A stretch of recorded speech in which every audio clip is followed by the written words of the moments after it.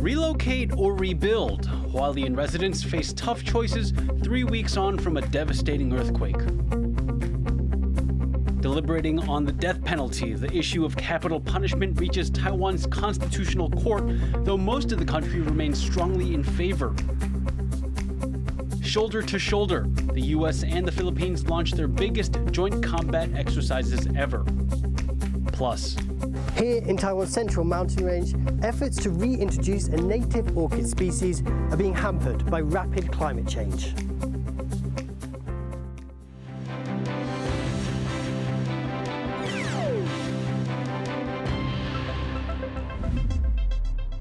hello and welcome to TaiwanPlus News. I'm Liao with 30 minutes of the latest. Thanks for joining us. Thousands of people are still homeless in eastern Taiwan 3 weeks on from the Hualien earthquake. As John Van Trieste reports, they're faced with a difficult question: reinforce their damaged homes or tear them down and rebuild.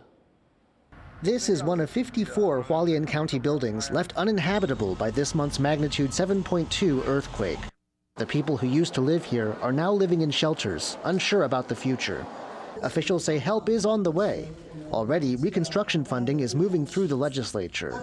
相信在5月20号前后会3读通过，到时候150亿的资金的挹注，不管是在花莲也好，新北还是台北市的万华也好，也是桃园也好，通通可以使用。But how should this money be used? It's a divisive question. In most cases, residents of damaged buildings can decide to spend it on repairs and reinforcements. It's an approach some officials favor. 现在目前有强制拆除，就是说它的这个建筑已经倾斜，那持续有变位的状态哦。那现在目前有9栋，那至于其他的大楼，他们都是属于还可以去做修复跟补强的，所以我们就是很希望他们能够走这个弱层或者是耐震补强的这个方案。But the money can also be used to cover demolition and rebuilding according to the latest earthquake-proofing standards. The problem is that most damaged buildings are apartment blocks, and residents are divided. The residents of one building have decided to put the issue to a vote after hearing their options. 包含委托书的部分，总共有89票，那里面有74票是赞成做耐震补强的，14票要做重建，然后1票是无效票。所以我们大楼已经在今天决议，我们要走耐震补强的部分。But there are around 2,000 displaced households in Hualien alone, and residents of each building will have to reach their own agreements, meaning a potentially long and painful road back to their homes. Klein Wang and John Van Trieste for TaiwanPlus. Should Taiwan abolish the death penalty? The public says no. That's according to surveys which consistently show there's strong support for capital punishment. But is it constitutional? A group of death row inmates say it's not, and they're going to court to argue their case. Louise Watt has more.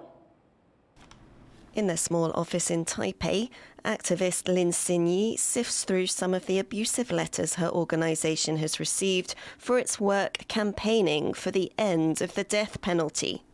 While those who send abuse are a small minority, a majority of Taiwan's population does support the death penalty. Attitudes Lin has spent years trying to change. 作为一个民主现代的民主国家，台湾怎么还有可能容忍这样的制度在台湾继续的存在下去？ In her latest fight, Lin is supporting Taiwan's 37 death row inmates in a landmark case. They are to argue in court that the death penalty should be abolished.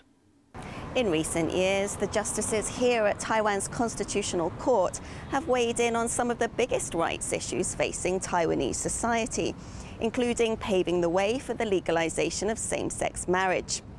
Now they're set to hear arguments that the death penalty is unconstitutional, based on the principles of right to life and human dignity.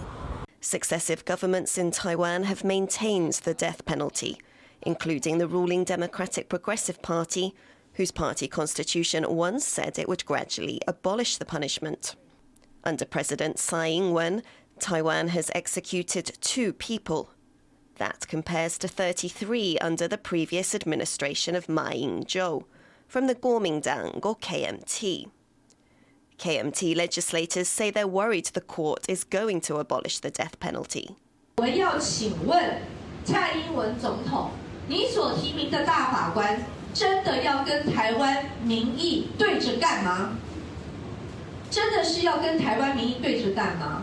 如果今天超过8%，将近90%的台湾人是不同意废死。 With strong opposition to abolishing the death penalty, human rights activists are now hopeful, given that the debate has reached the Constitutional Court. 基于对于宪法的理解，他应该要做出决定，而不是要去思考说我做出来这个决定，人民会不会喜欢。 The court will have to give a judgment by September. Taiwan's use of capital punishment and the fate of the 36 men and 1 woman on death row are in their hands. Devon Tsai and Louise Watt for TaiwanPlus.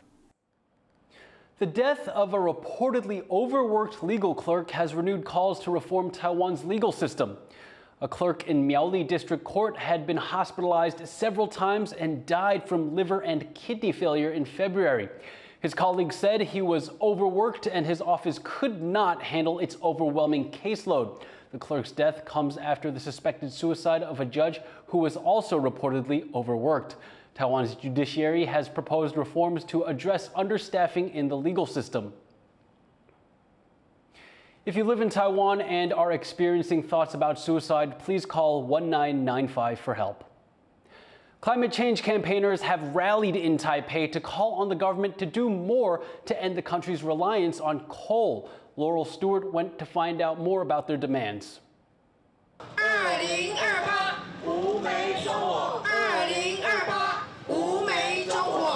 Legislators and representatives from about 30 NGOs are gathered here outside Taiwan's legislature, calling for an end to the country's use of coal.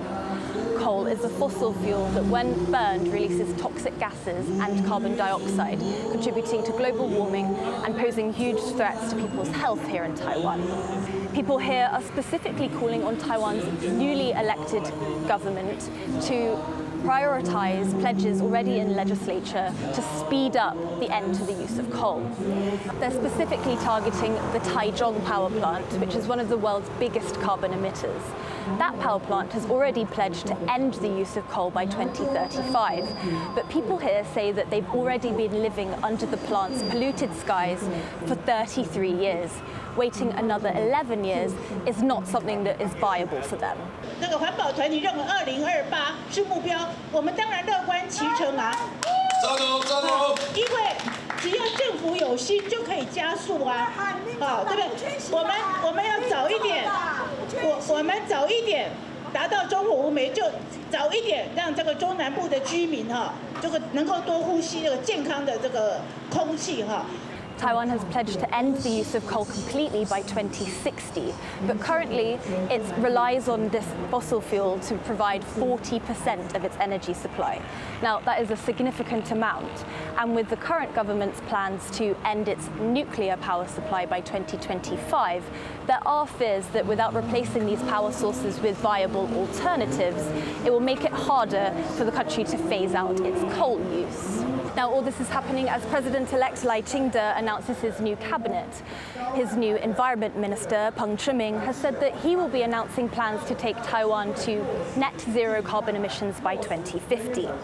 While those plans are not yet clear and nothing has yet been said on the country's phasing out of coal, people here are hoping that their message of a coal-free Taiwan will be heard as those new lawmakers get to work.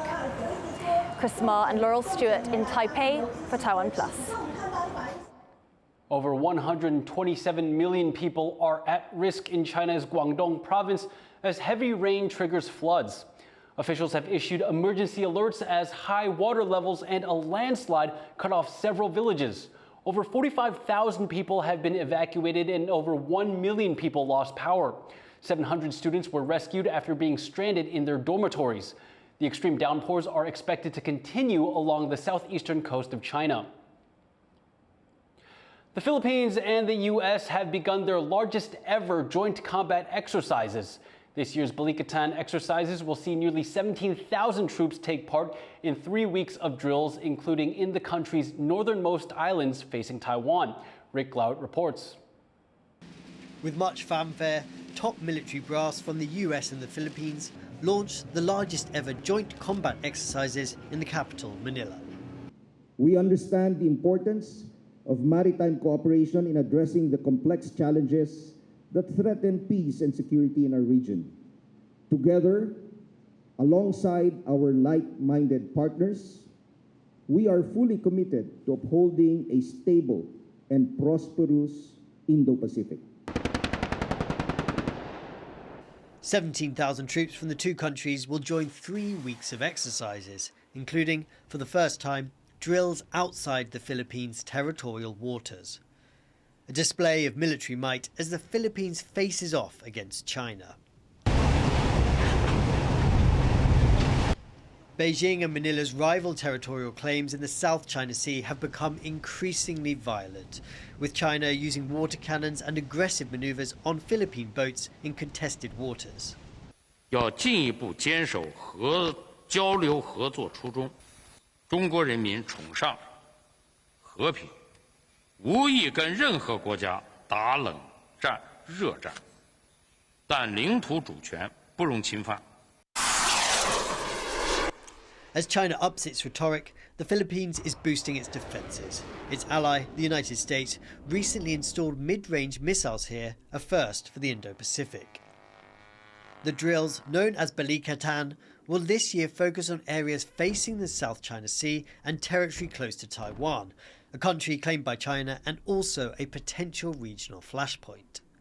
Joining the drills for the first time, Australian and French ships in a demonstration of expanded alliances built to counter China. But such a display is unlikely to deter China's territorial ambitions.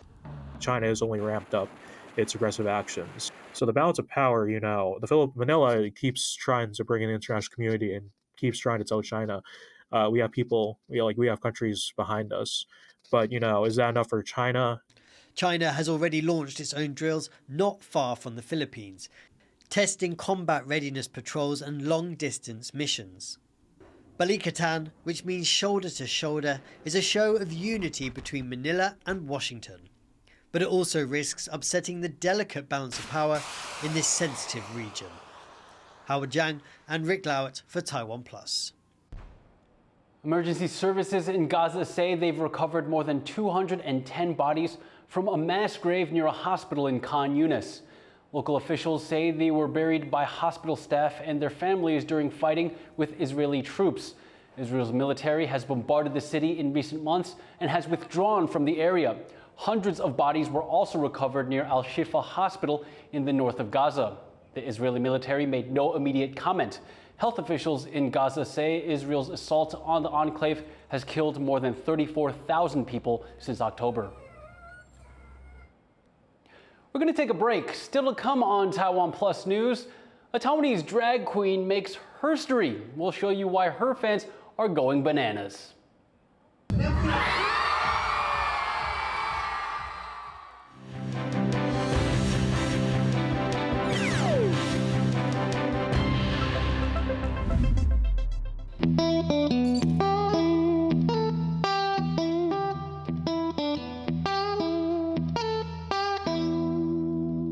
I'm Joyce Sun in Kumamoto, Japan, and you're watching TaiwanPlus News, a voice of freedom in Asia.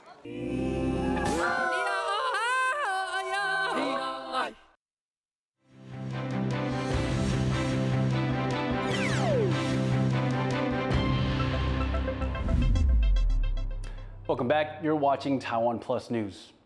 Banana fever swept the globe after Taiwanese drag artist Nymphia Win, known for incorporating the fruit into her drag, was crowned the winner of the world's biggest drag competition.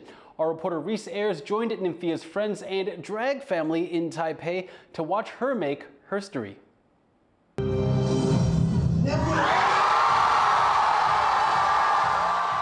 An explosion of yellow, and tears and screams of joy and pride as Nymphia Wind is crowned the winner of RuPaul's Drag Race Season 16, an incredibly popular, award-winning reality show, becoming the first queen of East Asian descent to do so. Oh my God! Nymphia win. The glory of Taiwan won RuPaul's Drag Race. I am beyond thrilled about the result. I'm just very, very proud. Very, very proud. 看到的时候就看到哭了，然后为他很高兴，就是因为他真的很想要赢。Nymphia, known as Liao out of drag, celebrated her iconic win in New York City. But back in Taipei, the local drag community arranged a watch party for the grand finale. Among this crowd of LGBTQ+ people and allies at this viewing party are Nymphia's friends, family and fans, many of whom have been following her journey since the very beginning, including Hannah Monina, Nymphia's own drag daughter, who was overwhelmed by the result, saying it will help raise Taiwan's profile. 因为知名度就是一个很好的敲门砖，就是有人看到这件事情，就会更想了解我们，然后就会更会知道我们这个文化的多元性是什么。But more than just a win for Taiwan, Nymphia's success also spotlights the wider Asian community. Growing up, we see all this white as model, like the image, the perfect thing, and I was like, oh, I'm not worthy. And then seeing like she can do it, then I was like, yes, hope. It's so overwhelming having someone that looks like me win Drag Race. Nymphia cut her teeth at Café de Leader, in the heart of Taipei's Ximending Entertainment District, where many of Taiwan's performers get their start. The bar's owner, Alvin Chang, has long been involved in the scene, providing Nymphia with a stage when she started performing back in 2018. He has personally experienced the transformative power of drag. I was like a CC girl, CC boy when I was a kid, and I always be bullied. But after I found drag, I feel power, I feel confident, and so much fun. An art form rooted in protest, drag performers have long been torchbearers for LGBTQ+ issues and movements. And it's a culture that Taipei-based performer and event organizer Bouncy Babs hopes to protect. For me, it's really important to create spaces, especially for young queer artists like drag artists, to have a space where they can just come and showcase their beauty, their talent, their art. Nymphia is known for incorporating traditional Taiwanese culture and aesthetics into her costumes and performances. And now that she's becoming one of the most recognizable Taiwanese faces on the planet, she'll come to represent not only drag, but also the country she proudly calls home. Joseph Wu and Reese Ayres in Taipei for TaiwanPlus. Tokyo celebrated the LGBTQ+ community over the weekend with its annual Pride March. But Japan is the only G7 country that doesn't legally recognize same-sex unions. Our reporter Reese Ayres spoke to Ken Suzuki, campaigner and law professor at Meiji University, to find out why Japan has been slower to follow other developed economies on LGBTQ+ rights. What's the current state of LGBTQ+ rights in Japan? 近几年对这个同志议题是民众的关心度有所提升，也提到政治领域也积极的讨论，但是目前为止还没有出台一部保证同志权益的相关法律。那目前是主要透过司法的管道来争取这个同志权利，在社会层面，针对这个LGBT 议题的讨论呢，非常的热烈，加上这个年轻人非常关心这个议题，然后媒体也经常报道，还有相关的这个电视剧电影还有艺术作品小说这些东西呢，很受欢迎。但是需要注意的是，跨性别的 anti-transgender 对这个现象非常的明显。特别是网络空间。Why is Japan the last G7 nation to legalize same-sex marriage? 因为日本很难发生这个政党轮替，一种保守的势力一直以来这个执政，所以很难改变现状，这是比较简单。所以某种意义上来说，日本的民主机制没有正常运转。How close is Japan to legalizing same-sex marriage? 所以这个立法的这个部分很难推动，这个是非常的明显。因为这个自民党为首的这个保守势力呢，是极力反对同志结婚，为了这个守住这个他们所谓的那种传统的价值。最近虽然是立法的这个进展啊是不太理想，但是呢有几件这个诉讼的结果，最高裁判所的这个判决出来，这个针对这个 LGBT 议题的这个问题啊，是这个裁判所态度是比较开明、比较友善，做出几件这个违宪的判决。那这样子的话呢，是不久将来有望这个在立法部门也需要做一些调整，所以这个同婚议题也是了，过3年之内，我觉得有希望做出违宪判决，这样子国会也不得不进行立法。That was Reese Ayers speaking with Ken Suzuki, a law professor at Meiji University and LGBTQ+ rights campaigner. Taiwanese American undergrad Tiffany Chang is Miss Asia USA 2024. She was recently back in Taiwan. When TaiwanPlus spoke to Tiffany Chang last year, she held the title of Miss Taiwanese American 2022. Since then, she's ascended to the throne of Miss Asia USA 2024, the first person to win the title representing Taiwan. Throughout my journey of being Miss Taiwanese American 2022, I was always within the Taiwanese American community, and I really enjoyed all the projects I got to work with. So I really wanted to participate in Miss Asia USA to really bring Taiwan's name in the mainstream. And part of that mission included teaching the other 50 Miss Asia USA contestants about the country. A lot of delegates there, they didn't really know Taiwan, Taiwan in general, and so being able to tell them about, our food, our culture, our heritage was a really memorable experience. Great. Being a pageant queen isn't just about glitz, glamour, and evening dresses. It's more about responsibility and representation. Now wearing a bigger crown, the scope of her work becomes much greater. So I'm now not just an ambassador for Taiwanese American community, but as for the Asian American community as a whole, celebrating, the diverse Asian cultures. For example, for Lunar New Year, I was in the Tet, Vietnamese festivals. Tiffany already knows a thing or two about responsibility. She's a double major at Stanford University, a research assistant at the school, and she founded her own nonprofit, Mad Hatter Knits. Mad Hatter Knits is a nonprofit organization dedicated to supplying knit hats to premature babies in the neonatal intensive care unit and empowering pregnant women. Tiffany is focused and grounded, staunchly dedicated to becoming a role model beyond her Miss Asia title. At university, she's studying engineering, a field dominated by men. Women in STEM, it's a very male-dominated area, and so I just also wanted to inspire, some other young girls out there that, they can pursue STEM or fields that may not necessarily be the most welcoming. Tiffany already has 2 crowns to her name. At just 20 years old, she's accomplished a lot already, but her story is only just beginning. With so many possibilities ahead of her, it's safe to say the world can come to expect great things from Tiffany Chang. The Taiwan peony is an orchid endemic to the country, but popular around the world. It's now rarely found in Taiwan's mountains. As Rick Loud reports, scientists here are struggling to reintroduce the species back into its natural habitat. For scientist Rebecca Xu, this is the most dangerous but exciting part of the job. She's climbing to the top of a primeval forest in Taiwan's central mountain range, looking for the Taiwan peony, a colourful native orchid now rarely seen in the wild.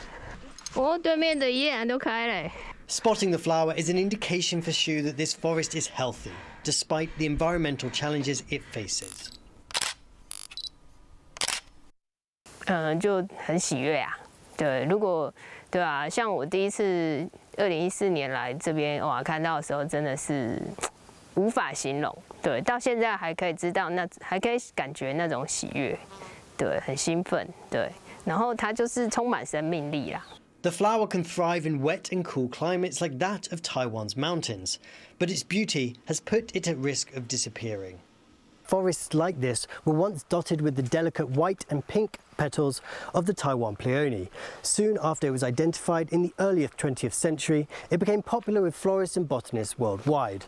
The flower was harvested from Taiwan's hills in great quantities and shipped abroad.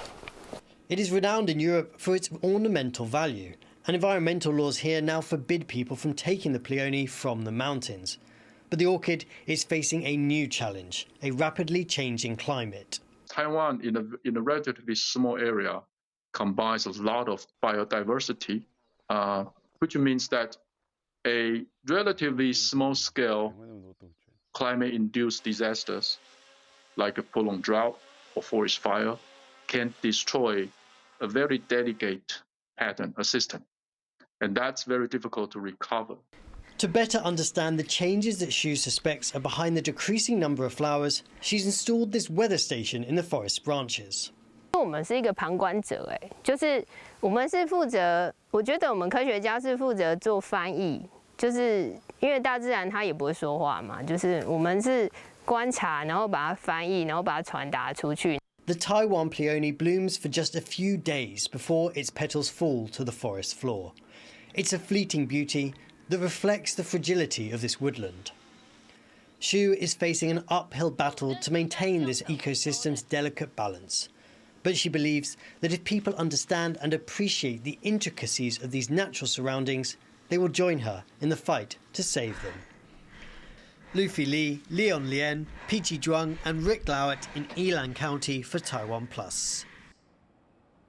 And thank you for watching TaiwanPlus News. Finally today, check out these images of the 37th International Kite Festival in northern France. I'm Liao. Take care and see you next time.